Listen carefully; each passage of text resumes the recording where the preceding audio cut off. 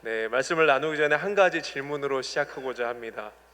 여러분, 예수님을 믿으면 사람이 변할까요? 네, 자신감이 별로 없으신데, 네, 이론적으로는 변해야 됩니다. 그런데 현실은 어떻습니까? 네, 옆 사람을 한번 상냥한 눈빛으로 쳐다봐 주시길 바랍니다. 이게 현실입니다. 예, 어떤 분은 예수님 믿은 지 20년, 30년이 지나도 이렇게 말한다고 합니다. 나는 원래 성격이 이렇습니다. 그런데 그 원래가 왜 여전히 아직도 살아 있을까요? 여러분, 예수님 믿으면 예수님과 함께 죽어야 되지 않겠습니까? 네, 또 어떤 분이 이렇게 말합니다. 나는 뒤끝이 좀 있는 사람이다. 좀 있는 게 아닙니다. 거의 냉동실에 장기 보관해 놓은 상태죠. 네, 예를 들면 2018년 3월 1일 당신이 나한테 어쨌어? 라고 하는 것을 정확하게 얘기하시는 분들이 있습니다. 그런데 왜 이걸 아직도 기억하고 있을까요? 그렇죠? 어떤 분은 성령 충만 받았다고 하는데 집에 가면 가족이 이렇게 말한다고 합니다. 엄마, 그 성령 교회에 두고 왔어? 교회에서는 어머 집사님 할렐루야 이러면서 집에 가면 아니 왜 또 이렇게 그렇게 했어? 네, 이 두 분이 실례지만 같은 분이시겠죠. 네, 저도 집에서 이제 예전에 어렸을 때 부모님과 같이 살 때 어머니가 저랑 한창 이야기하다가 전화가 오면은 목소리가 확 바뀌는 것을 많이 경험했었는데 네, 우리는 혹시 성령의 열매가 아니라 성질의 열매를 맺고 있진 않은가 돌아봤으면 좋겠습니다. 네, 웃으라고 하는 이야기인데 안 웃으신 분들도 좀 있는 것 같아요. 네, 내 이야기인가 봅니다. 여러분, 도대체 왜 그럴까요? 교회는 오래 다녔는데 성령을 따라서 살지는 않았기 때문입니다. 교회 생활 오래 하다 보니까 직분도 받고 또 남들에게 좀 인정도 받고 성경 지식도 어느 정도 쌓여서 누가 뭐 물어보면 풍어를 좀 읊을 줄 알고 기도도 시키면은 어느 정도 부끄럽지 않게 할 수 있는데, 그렇지만 성품은 예나 지금이나 그대로이진 않습니까? 오늘 본문의 시작은 오직 성령의 열매는 이라고 시작하고 있습니다. 우리 주님은 마태복음 7장에서 그들의 열매로 그들을 알리라 라고 말씀하셨습니다. 그래서 우리도 사도 바울이 말한 성령의 열매를 좀 한번 맺어보려고 뜻을 정해서 노력해 본 적이 다들 있으실 것입니다. 네, 아직 한 번도 노력해 보지 않으신 분. 네. 네. 그래서 누군가에 대해서는 내가 오늘은 정말 참아야지, 오늘은 정말 사랑해야지 했다가도 얼마 되지 않아서 내 안에 생수의 강이 넘치는 것이 아니라 내 안에 분노의 강, 짜증의 강이 흘러가는 것을 직면하고 자책을 하기도 하고 좌절에 빠진 경우들이 아마 다들 있을 것입니다. 저도 마찬가지입니다. 네, 그럴 때 우리 반응은 어떻습니까? 아, 내 믿음이 여전히 부족해서 그래. 아, 그래, 내가 의지가 약해서 그래. 더 피눈물 나게 애를 써야지 라고 했을 텐데 오늘도 애를 써도 변하지 않는 나 자신의 모습을 보고 있는 것이죠. 그렇다면 우리는 어떻게 해야 될까요? 네, 예수님께서 얼마나 안타깝게 보고 계시겠습니까? 네, 예를 하나 들어보겠습니다. 여러분, 사과나무에 대고 사과야 나와라 하면서 매일 고함을 친다면 사과가 잘 열릴까요? 사과가 어떻게 해야 잘 열릴까요? 뭐라고? 거름도 주고 물도 주고 햇빛도 맞고, 네, 뿌리를 양지 바른 곳에 잘 내려가지고, 네, 그 사과가 그 일을 하는 동안 어떻게 목소리를 내요, 안 내요? 묵묵히 조용히 있습니다. 그러다가 때가 되면 열매가 탐스럽게 열리게 되는 것이죠. 반면에 이제 여러분 크리스마스 트리 아시죠? 우리 저기 성가대실에도 짱 박혀 있는 게 있는데 창고에 그 크리스마스 트리에다가 이렇게 장식을 하잖아요. 만약 거기에 사과를 달아본다고 생각해 보세요. 그러면 일단 보기에 예쁘겠죠. 근데 시간이 지나면 어떻게 될까요? 사과가 썩고 말라서 떨어지겠죠. 이 나무에 스스로 사과를 맺힐 수 있는 힘이 있어요, 없어요? 없어요. 그건 죽은 거니까. 그렇죠? 마찬가지로 오늘날 우리들도 내 안에 성령의 생명력이 흘러나와서 자연스럽게 열매가 맺혀지는 대신에 내 의지나 노력으로 사랑이라는 사과, 인내라는 사과를 억지로 달아놓으려고 하고 있지는 않은지 돌아보길 원합니다. 그렇기 때문에 쉽게 피곤해지고 금방 미천이 드러나고, 누구가 조금만 옆에서 찔러도 다듬어지지 않는 자아가 속에서 튀어나오는 것입니다. 예수님께서 요한복음 15장에서 말씀하셨습니다. 나는 포도나무요 너희는 가지라. 그런 것처럼 가지가 할 일은 열매를 스스로 만들어내는 것이 아니라 참 포도나무 되시는 예수님께 꼭 붙어 있어야 되는 줄 믿습니다. 근데 여러분은 지금 예수님께 붙어 계십니까? 떨어져 있으십니까? 네, 붙어 있으신 것 같습니다. 예수님이 말씀하신 열매 맺는 본질은 나에게 꼭 붙어 있으라, 붙어 있으렴 하고 말씀하시는 것입니다. 나를 떠나서는 너희가 아무것도 할 수가 없다 말씀하셨습니다. 여러분, 우리가 예수님 떠나서 뭐 이것저것 일을 많이 벌려놓는다 해도 다 그것이 허사라는 것입니다. 열매처럼 보이지만 사실 열매가 아닌 것입니다. 열매는 저절로 스스로 맺혀지지는 않습니다. 어떻게 하면 열매가 맺힌다고요? 예수님께 붙어 있으면. 저를 따라해 볼까요? 예수님께 꼭 붙어 있자. 그것이 바로 성령의 열매를 맺는 첫 번째, 가장 중요한 스텝인 줄 믿습니다. 그렇다면 성령의 열매는 어떤 걸까요? 오늘 본문 22절을 보면 바울은 성령의 열매에 대해서 헬라어, 고대 그리스어죠, 원어로 카르포스라는 단어를 사용하고 있습니다. 이 단어는 단수형입니다. 열매들이 아니라 열매라는 뜻이죠. 한 개를 의미하는 것입니다. 이상하다, 우리가 배웠잖아요. 성령의 9가지 열매인데 근데 한 개래요. 물론 이 9가지 항목이 구별되지만 이것은 9가지의 서로 다른 열매가 아니라 성령이 거하시는 인격 안에서 맺혀지는 9가지 맛과 빛깔인 것입니다. 여러분, 무지개를 보신 적 있으세요? 네. 무지개를 보면은 무지개 한 개잖아요. 색깔이 몇 개예요? 7개요. 6개 아니고 7개. 네, 7개의 무지개 색깔이 있지만 그건 무지개 한 개잖아요. 그렇죠? 그 현상이란 것이 마찬가지로 성령의 열매도 인격 안에서 성령님이 내주하시기 때문에 맺혀지는 열매지만 또 다양한 성품으로 드러나게 된다는 것입니다. 그 열매를 크게 세 방향으로 여러분과 나누고자 하는데, 첫 번째는 하나님을 향한 3가지 열매입니다. 어떤 3가지 열매라고요? 하나님을 향한.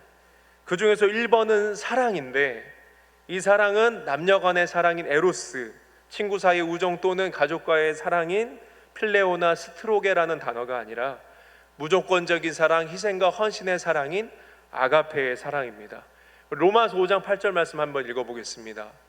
시작.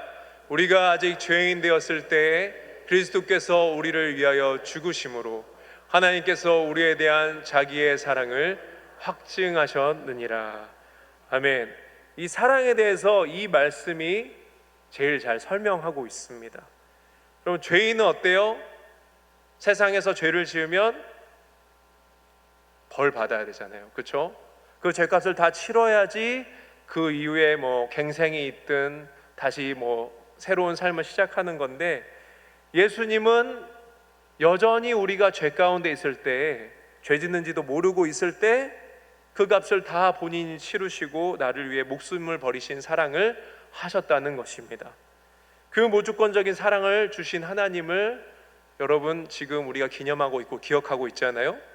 그분을 바라보면서 하나님을 향해 나도 그 사랑으로 반응하고자 하는 것이 이 성령의 열매 중에 첫 번째인 사랑의 열매입니다.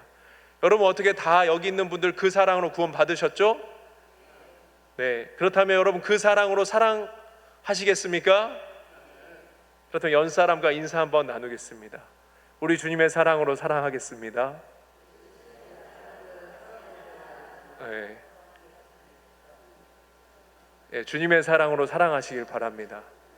보여지는 모습으로 나한테 잘하나 안 잘하나, 좀 잘하면 조금 잘해줘야겠다, 좀 서운하게 하면 너 두고 봐라, 내가 뒤통수에 대고 한마디 하겠다, 이러지 말고 주님의 사랑으로 사랑하시길 바랍니다. 네, 그 다음 열매는 희락이죠. 희락은 기쁘리 즐거울 낙의 한자를 쓰는데, 환경이나 상황에 굴하지 않고 주님 때문에, 주님 안에 있기 때문에 누리는 참된 기쁨입니다. 여러분, 닉 부이치치라는 인물이 있습니다. 유명한 분이라 잘 아실 거예요. 사진 한번 보여주시면, 이렇게 생기셨어요. 이 사람은 태어날 때부터 팔다리가 없이 태어나서 절망 가운데 자살까지 시도했었습니다. 그러나 이 사람이 하나님을 만나고 그 삶이 변화되었습니다.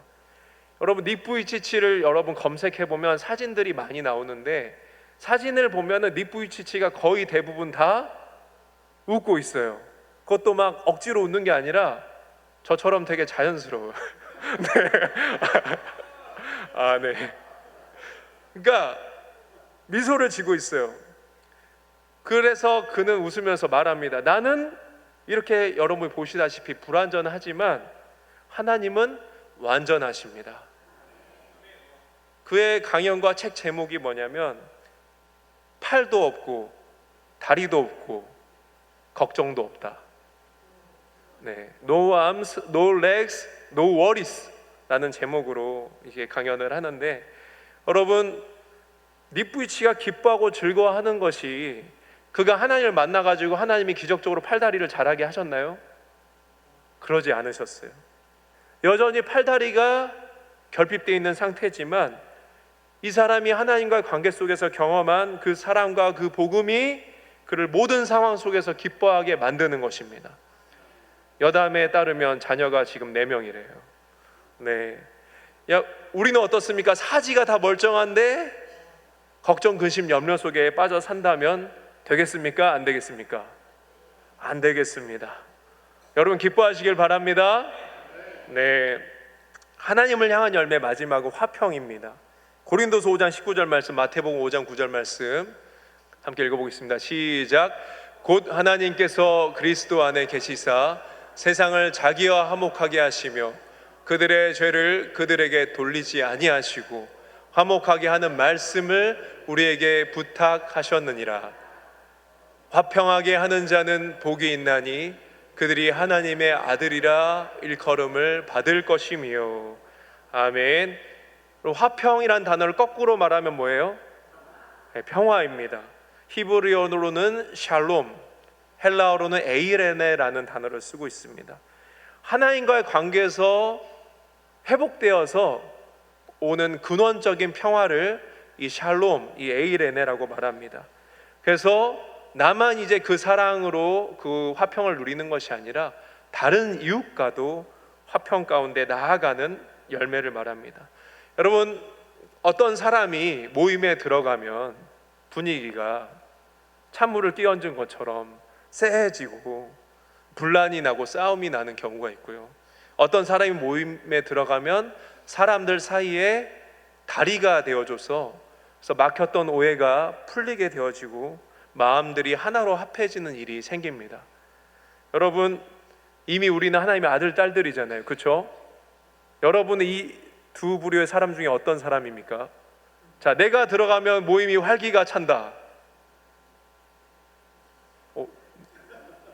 내가 들어가면 쎄해진다. 아무도 손을 안 드시는데 여러분들이 들어가는 곳마다 사람과 사람과의 막힌 것들이 풀어지고 오해가 풀리고 오래 묵었던 것들이 다시 화평하게 되어지고 평화가 임하는 은혜가 있기를 소망합니다. 네, 그러니까 이미 우리는 하나님의 아들, 딸의 정체성을 가지고 있잖아요. 아까 하나님의 아들이라 일컬음 받는 사람은 어떤 사람이라 그랬어요?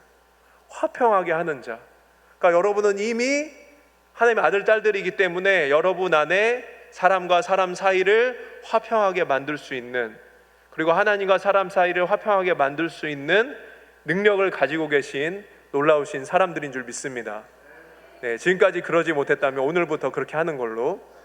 네, 여러분이 가면은 그곳이 거룩해지고, 여러분이 가면 그곳이 따뜻해지고, 여러분이 가면 서로가 화평케 되어지고, 그런 샬롬이 임하게 될 줄 믿습니다. 두 번째 종류의 3가지 열매는 이웃을 향한 열매입니다. 그 중에 첫 번째가 오래 참음인데, 그쵸? 이거는 뭐 찜질방이나 사우나에서 오래 참는 실력을 말하는 게 아니라 이웃과의 관계에서, 여러분, 타인의 약점이나 나를 괴롭히는 상황에 대해서 조급해하지 않고 견뎌내는 것입니다. 참을 인 3번 쓰면 사람도 살린다는 말이 있습니다. 아까 뭐 저도 김진호 목사님 설교 들으면서 그 청계천에서 일어났던 그 비극에 대해서 들으면서 그분이 좀 참았으면 죽지 않게 되지 않았을까 생각을 해봤습니다. 참지 못하니까 칼 들고 자기 배를 긋고, 병원에 있는 걸 견디지 못하니까 나가서 포장마차에서 한잔 하시고, 참지 못하니까 가려운 거 긁고, 염증 생기고 돌아가시고, 되게 안타까운 것 같습니다. 그 부분의 은혜를 많이 받았는데, 결국 사람의 방법이 사람을 구원하는 게 아니라 하나의 방법이 사람을 구원하는 줄 믿습니다. 돌아와서 이 오래 참음이라는 것은 하나님의 성품입니다. 여러분, 하나님께 태초부터 지금까지 우린 정확하게 얼마간의 세월인지 잘 알지 못해도 하나님은 그동안 우리들을 향하여서 오래 참으셨잖아요. 그렇죠? 성경에 보면 수많은 사람들이 등장하는데 하나님이 다 일관적으로 오래 참으십니다. 왜 오래 참으시겠습니까? 다 죄로 멸망하지 않고 회개하기를 이르게 되기를 원하시기 때문에. 성경을 보면 여리고성을 다시 이게 쌓으면은 저주를 받는다고 했잖아요. 근데 그거가 아주 오랜 세월이 지나고 사람들이 다 까먹었는데 여리고성 그 터를 다시 세우는 사람에게 그 말씀 그대로 임하는 것을 볼 수가 있습니다. 그리고 하나님의 약속은, 하나님의 오래 참음은 사람이 다 포기해도, 세월이 아무리 지나가도 하나님은 반드시 그분이 말한 것을 지키신다는 거죠. 그리고 오래 참으신다는 것이죠. 그렇다고 해서 이 참음이 단지 억누르고 불의 앞에서 침묵하는 것이 아니라 하나님을 신뢰하면서 견디는 것이고, 사랑하기 때문에 반응을 늦추고, 내가 지금 화낼 수 있고 내가 지금 권리를 주장할 수 있는데 분노를 내려놓고, 그리고 권리를 포기하는, 자기를 통제하는 능력인 것입니다. 여러분, 지금 혹시 누군가에 대해서 아니면 어떤 상황에 대해서 오래 참고 계십니까? 혹시 그것에 대해 억울한 마음이 있으십니까? 그런데 여러분, 기억하시길 바랍니다. 우리 주님을 비롯해서 다른 누군가도 여러분을 참아주고 계시는 분이 있다는 것이죠. 여러분, 여기까지 왔잖아요. 여러분을 참아주신 분이 있을까요? 없을까요? 네, 하나님 말고도. 네, 우리 재구 성도님도 가족들이 많이 참아줬잖아요. 네, 이제 잘 하시고 계시죠? 네. 그래서 우리는 서로 너그럽게 여기고 용서하고 흘려보내고, 우리 아까 냉장 보관하지 말고, 냉동 보관하지 말고 그때그때 흘려보내고 다 잊어버리시길 바랍니다. 우리 하나님도 허물의 사함을 받고 자신의 죄가 가려진 자는 복이 있다고 말씀하시잖아요. 하나님이 너의 그 허물을 내가 다 뒤로 던져버리겠다, 기억하지 않겠다. 그게 우리가 하나님의 자비고 용서고 오래 참는, 그래서 우리가 하나님께 감사할 수 있잖아요. 우리가 살아서 지금 숨쉬고 있는 거잖아요. 그래서 우리가 모두 다 흘려보내고 주님의 때를 기다리시기를 축복합니다. 그 다음은 자비와 양선입니다. 이걸 다 하면 길어질까 봐서 2개를 세트로 엮었는데, 여러분, 자비라는 것은 상대를 따뜻하고 친절한 마음으로 대하는 긍휼의 마음입니다. 양선은 뭐냐? 선을 행하고 다른 이들에게 선한 영향을 끼치고자 하는 태도와 행동입니다. 자비의 열매가 드러나면 판단 대신에 이해가 앞서게 됩니다.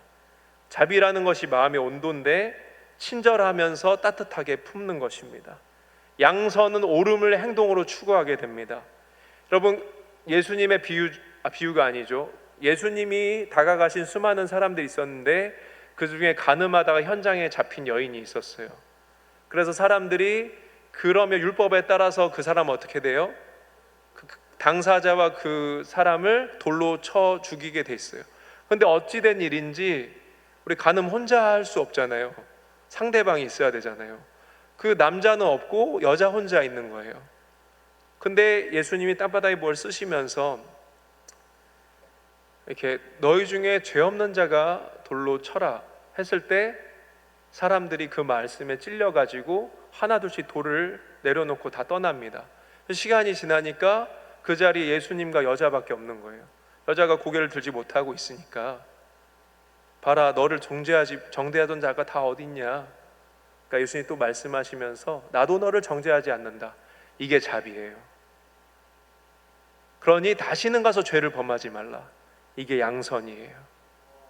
네. 여러분, 네. 여러분, 자비와 양선은 같이 가야 되는 거예요. 네. 영국의 정치인이 윌버포스라는 분이 있는데 사진 띄워주시면, 네, 아마 한 번씩 다 보셨을 텐데, 이 영국의 노예제도를 폐지하는 데 앞장섰던 국회의원입니다. 이 사람이 이 노예 무역을 하는 거 보면서 아니 어떻게 사람이 사람을 사고 파냐라고 안타까워하면서 긍휼한 마음을 가졌어요.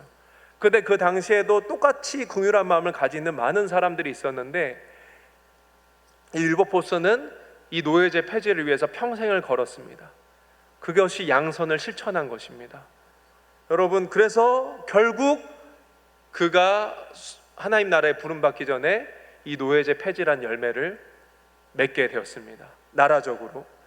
여러분, 이렇듯 자비라는 덕목은 양선과 함께 가야 되는 것입니다.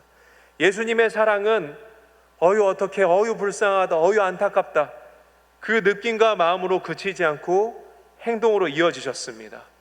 우리 성도님들도 마음의 자비를, 두 손에 양선을 품고 세상 가운데 나아가시기를 축복합니다. 마지막으로 살펴본 것은 나 자신을 향한 열매 세 가지입니다. 충성이라는 것이 있는데, 충성은 주님과 이웃과의 관계에서 끝까지 믿음직스럽고 성실하게 그 자리를 지키는 것입니다. 충성이 뭐라고요? 그 자리를 지키는 것입니다. 주님이 이 십자가 너한테 맡길 테니까 이 자리에서 잘 이 십자가 가지고 있어 주기를 부탁한다고 명령하셨을 때, 비가 오나 눈이 오나 바람이 부나 예수님이 오신다고 했는데 더디 오셔도 그 자리에서 묵묵하게 십자가 지고 있는 것입니다. 여러분, 모세라는 사람이 하나님이 불타는 떨기나무, 타지 않는 떨기나무 앞에서 부르셨잖아요. 호렙산에서. 너가 이제 이스라엘 백성들을 구원하는데 내가 불렀으니까 가라 하셨는데 모세가 어때요? 안 갈래요? 싫어요? 보낼 만한 사람을 보내소서 하면서 저라면 간이 작아져서 말을 못할 건데 간이 컸던 것 같습니다. 어쨌든 이 모세 사람이 끝까지 못 가겠다고 하다가 결국 출애굽의 지도자가 되었습니다. 근데 그가 예상했던 대로 이스라엘 백성들이 어떻습니까? 완고하고 패역하고 하나님의 수많은 기적을 봐도 변하지 않는 이런 사람들을 이끌고 40년 동안 광야길을 지나면서 수많은 원망과 불평을 매일매일 듣고, 여러분, 원망과 불평을 매일매일 듣는다고 생각해 보세요. 살고 싶겠습니까? 근데 이 모세가 그것을 참아냈고, 이게 나중에 이제 가나안 땅을 앞에 두고 하나님이 우리를 버렸다고 밤새도록 원망하면서 하니까는 그 다음에 아침에 악령 충만해져 가지고 모세를 돌로 치려고, 근데 그때 하나님이 나타나셔서 그 사태를 막으셨지만, 어쨌든 이 죽음의 위기까지도 겪었는데 그럼에도 불구하고 자신의 유업을 끝까지 구하지 않고 목숨 걸고 백성을 위해서 야, 얘네들 다 죽이고 내가 너로 새로운 백성 만들겠다 했지만, 하나님, 그러면 하나님의 이름이 어떻게 되겠습니까? 하나님, 이 백성을 버리지 마시옵소서. 끝까지 기도하고 이 백성들을 가나안 땅으로 인도해내는 사명을 끝까지 완수해냈던 것입니다. 여러분, 그것이 바로 충성입니다. 충성이 뭘 거대하고 멋진 일을 하는 것이 아니라 어떤 거라고요? 부르신 그 자리를 지키는 것, 그게 충성입니다. 온유와 절제도 묶어서 보겠습니다. 온유의 원어인 프라우테스라는 단어는 힘이 없는 상태가 아니라 통제된 상태를 말하는 것인데, 여러분, 야생마 있잖아요. 야생마가 다그닥다그닥 하면서 엄청난 속도와 힘으로 초원을 달려갑니다. 그렇지만 통제되지 않기 때문에 이 야생마 주변에 있는 사람이나 동물이 다칠 수가 있죠. 그러나 이 야생마를 길들여지게 되면 여전히 이 말에는 강력한 힘이 있지만 주인의 의도에 따라서 가라고 하면은 가고 멈추라 하면 멈추게 되는 것입니다. 온유라는 것이 단순히 부드러운 사람이 아니라 말할 수 있지만 때를 분별하고 말을 하고 아끼고 행동할 수 있지만 하나님 뜻에 맞추는 것을 온유라고 합니다. 우리 안에 야생마 같은 기질이 있고 욱하는 성질이 있고 인정 욕구가 있고 또 억울함이 있을 수 있고 내 의견을 주장하고 관철하고 싶은 것들이 있지만 그것들을 통제함으로 하나님께 순종하는 것이 바로 온유입니다. 그런 면에서 온유는 절제랑 같이 가는데 예수님은 어때요? 전능하신 하나님의 본체이셨습니다. 삼일체 하나님이셨습니다. 그럼에도 불구하고 그 권능을 남용하지 않으셨고 모욕을 당해도 즉시로 반응하지 않으셨고 하지만 진리를 선포하실 때 있어서만큼은 분명하게 타협이 없으셨던 분이셨습니다. 절제가 브레이크를 걸고 온유가 어떻게 반응할지 하나님의 뜻을 묻는다면 우리는 비로소 성령의 성품 안에서 성숙하게 되고 진보를 나타내게 되고 하나님과 사람 앞에 하나님 맺게 하시는 성령의 열매를 나타내는 자로 쓰임받게 될 줄 믿습니다. 우리가 이렇게 성령님의 인도하심을 따라 살아간다면 이 9가지지만 한 열매인 성령의 열매가 우리 삶에 풍성하게 맺혀질 것입니다. 이 성령의 열매가 내가 억지로 힘쓴다고 되는 것이 아니라 앞서 말씀드린 것처럼 어떻게 해야 된다고요? 참 포도나무 되시는 예수님께 꼭 붙어 있어야 한다. 하나님, 난 충성이 부족해요. 난 온유가 부족해요. 난 절제가 안 돼요. 그래서 그것을 맺으려고 애를 쓴다고 맺혀지는 게 아니라 예수님을 먼저 바라보고 예수님께 붙어 있기를 힘쓰라는 것입니다. 그렇다면 예수님께 깊게 연결되기 위해서는 어떻게 해야 할지 오늘 본문의 나머지 구절을 보겠습니다. 24절 25절 읽어보겠습니다. 시작. 그리스도 예수의 사람들은 육체와 함께 그 정욕과 탐심을 십자가에 못 박았느니라. 만일 우리가 성령으로 살면 또한 성령으로 행할지니. 아멘. 예수님과 연결되기 위해서는 먼저 내 자아를 십자가에 못 박아야 합니다. 그리스도 예수의 사람들은 그 육체와 함께 정욕과 탐심을 십자가에 못 박았느니라. 여러분, 내 고집, 내 자존심, 내 욕심을 내가 잡고 있는 한 성령님이 일할 수 없습니다. 우리 안에 계시지만 손 놓고 계시는 거예요. 즉 나는 원래 그래를 여러분이 포기하지 않는다면 성령님이 우리 안에 계시지만 역사하실 수가 없는 것입니다. 여러분, 나는 원래 그래를 다 이제 내려놓으시길 바랍니다. 나는 원래 그러니까 네가 나를 맞춰 하지 말고 주님, 제가 주님께 맞추겠습니다. 변화되길 바랍니다.